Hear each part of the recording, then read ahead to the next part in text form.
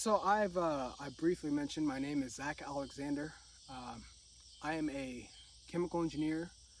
Uh, I've previously worked in Houston as a process engineer at a Fortune 500 company for 2 years. I worked through a number of different scenarios as a process engineer down there, but my calling has always been to develop my own company, to pursue my own goals for what I believe my generation is obligated to do.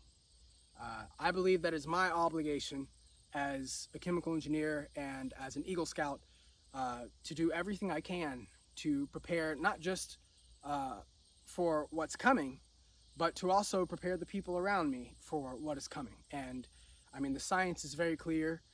Climate change is an ever increasing threat. We are sorely behind schedule on what needs to be done to address climate change. And I really have a number of concerns about how my generation is responding to climate change. I see that there are a lot of people in my generation who are very passionate about um the climate and about innovation and trying to find new solutions. But I feel very strongly that all of these solutions are more so buzzword kind of solutions, especially when we look at the tech sector. There's been a lot of really positive growth in the tech sector, but my view is you have to start at the ground. You have to start at the ground and move up.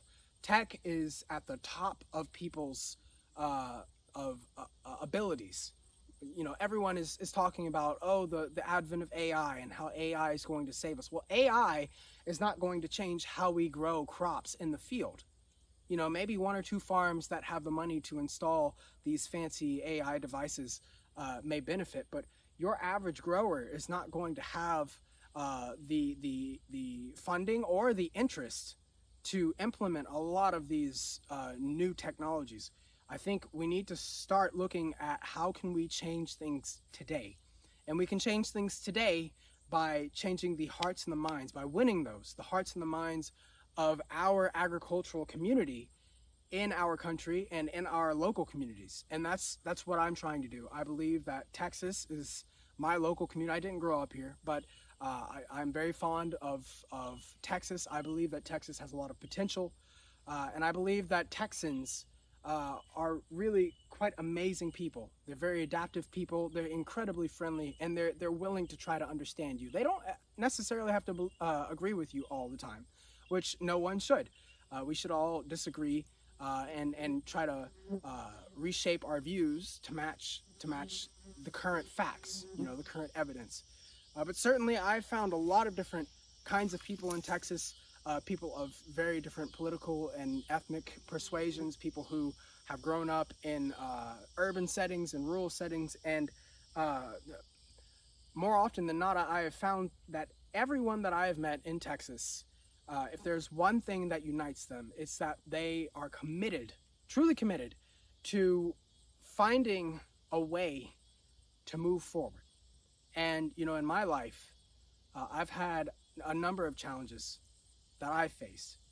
And I've always taken solace in knowing that I was moving towards a greater goal. And as we focus on trying to address things like climate change and social instability and economic crisis and housing shortages and all sorts of other things, we need to be keeping in mind that we cannot turn solely to science. Science is there to guide our decisions, but we have to be the ones to take the reins.